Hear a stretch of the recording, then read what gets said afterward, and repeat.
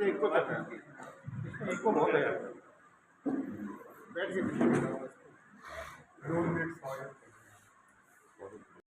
तो सबसे पहले रूबरू होने के लिए कहूँगा प्रबंध समिति के निर्देशक बहुत पीछे था, उसको प्रॉपर परस्पर उन्नति देने के लिए ये विद्यालय का स्थापना की गई, शुरुआत की गई और उत्तरोत्तर उनके प्रयासों से ये विद्यालय चलता रहा।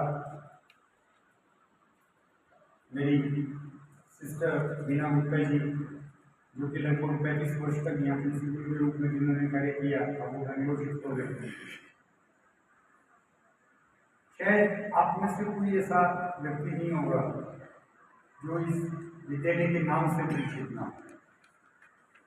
हमने भारतीय कॉन्वेंट स्कूल के नाम से एक इंग्लिश मीडियम स्कूल की स्थापना की, लेकिन उस स्कूल में मान्यता न मिलने के कारण 5वीं के बाद हमने उस विद्यालय को बंद कर दिया और सरकार की योजना आ गई कि आप अपना पुराना जो भी स्कूल है उस स्कूल का आप नाम चेंज कर सकते हैं, ये सरकार की सुविधा है। तो हमने मुक्ताबाल भारती से, चूंकि आज के वातावरण को देखते हुए, संसार के परिवर्तन को देखते हुए हमने इसको इंग्लिश मीडियम में कन्वर्ट करने का तो हमारा शुरू से ही प्रयास था। तो उसके लिए हमने मुक्ताबाल भारती से नाम बदलकर भारतीय कॉन्वेंट स्कूल कर दिया। इसकी जो संचालन करने वाली संस्था है वो मुक्ताबाल भारती प्रबंधक समिति है, जो कि 1969 में स्थापित की गई है। हमने 2018 में इसका नाम परिवर्तित किया, बीच में कोरोना काल आ गया, उसमें भी हमारे प्रयास, सतत प्रयास जारी रहे। हमने ऑनलाइन से शिक्षा दी, जहाँ तक हो सका बच्चों को हमने शिक्षित किया।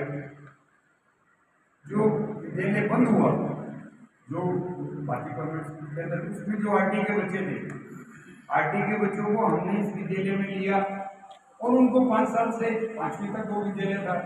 हमने उन सबको निःशुल्क शिक्षा दी, सरकार से हमें कोई पैसा नहीं मिल रहा, लेकिन उनकी आरटी का प्रावधान खराब नहीं हो, उन बच्चों का भविष्य खराब नहीं हो, इस बात को सोचते हुए हमने उन 10 बच्चों को पूर्णतः निःशुल्क शिक्षा देकर 5वीं तक का उनका जो सफर था वो पूरा करवाया। होना है तो अंग्रेजी एक ग्लोबल लैंग्वेज बनेगी, उसमें हम बच्चों को शिक्षित कर रहे हैं क्योंकि वो ग्लोबल लैंग्वेज है। पर बच्चे अपनी वैल्यूज, अपनी मातृभाषा इसको ना भूलें, ये भी हम पूरे परस्पर प्रयास में कार्यरत हैं। हम बच्चों को किंडरगार्टन सेक्शन में एक रिनोवेशन कर रहे हैं, जहाँ हम बाल बालिका 1, 2, 3 या आप से जानते हैं ऐसे नर्सरी, LKG, UKG, जहाँ हम बच्चों को खेलते हुए पढ़ना सिखाने के लिए उनका पूरा इम्प्लीमेंट उसे करेंगे, उसका उपयोग करेंगे। और ऊपर भी हम बच्चों के लिए, क्योंकि ये फाउंडेशन स्टेज है, 3rd से 2nd तक क्लास तक की वो एक फाउंडेशन स्टेज है। इसको किसी भी नींव की, जैसे हम कहते हैं नींव होती है किसी इमारत का, ऐसे ही ये स्कूल एजुकेशन की एक नींव है, इसलिए उस पर बहुत ज़्यादा हमें ध्यान देना है ताकि बच्चे जो हैं आगे चल के खुद सोचें, उनकी क्रिटिकल थिंकिंग बढ़े, उनकी क्रिएटिविटी बढ़े।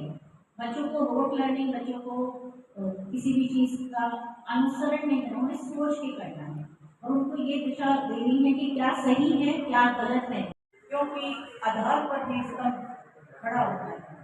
और जो सही शिक्षा होनी चाहिए, जो आज के समय में नहीं दी जा रही, केवल रट्टाफिकेशन वाली, हम उससे दूर बच्चों का सर्वांगीण विकास करते हैं और उनको भावी आइडियल यानी कि बहुत ही आदर्श नागरिक बनाने के लिए जोर दे रहे हैं, जो कि आने वाले कल स्वर्णिम कल को जन्म देंगे। जो आज की व्यवस्था हो रही है जिसमें भ्रष्टाचार इत्यादि जन्म दे रहा है, तो हम रिलीजियसली बहुत ही धार्मिक तौर पर उनको तैयार कर रहे हैं। उस प्रकार से हम बच्चों को मंदिर में कहते हैं कि जूते लेके नहीं जाओ, और वो ये बचपन की बात हमेशा याद रखते हैं, क्योंकि मंदिर में जुड़ते रहते ही जाते हैं। हम उनको छोटी उम्र में बता रहे हैं कि कोई भ्रष्टाचार नहीं करना है, समाज के लिए योगदान देना है।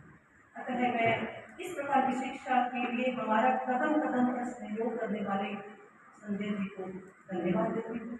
बहुत ही शॉर्ट नोटिस पर ये कोई भी चीज़ हमें उपलब्ध करवा देते हैं। आज हमारी इच्छा थी कि प्रेस कॉन्फ्रेंस की जाए और सौरभ जी तुरंत आए और सब ने कोई भी हिचकिचाहट के बिना आप सबका स्वागत करने के लिए आतुर हो गए। मैं आशीष जी को धन्यवाद देती हूँ, उन्होंने हमें इस कार्यक्रम को क्रियान्वित करने में अपना बहुत महत्वपूर्ण योगदान दिया है। वो उसी हमें गाइडलाइंस दी है। और डायनेमिक पर्सन गीता मैम का तो मैं जितने शब्दों में आभार कर ही नहीं सकती, क्योंकि वह कदम कदम पर इस भवन को बनाने से संबंधित जितनी भी पॉलिसीज हैं उनका बहुत ही मनोयोग से उनका क्रियान्वयन कर रही है। कदम कदम पर अपना मेहनत से इस भवन के केवल फिजिकल ही नहीं अपितु एथिकल इसको रूप देने में भी उनका बहुत ही महत्वपूर्ण योगदान है। और मैं सौरभ जी को तो सारी आज के इस कार्यक्रम के पीछे जो लीड है वो सौरभ जी है, और क्योंकि हम आप तक पहुँच ही नहीं सकते थे, उन्होंने जो आपको इन्वाइट किया, आमंत्रित किया, सौरभ जी के आभारी हूँ। जंगल में बहुत से फूल खिलकर गिर जाते हैं, कोई उन्हें नहीं देखता। सागर में बहुत से मोती और खजाने छिपे हैं, कोई भी उनको नहीं ला सकता। आप पत्रकार बंधु भी हैं जो किसी भी चीज को सामने लाते हैं।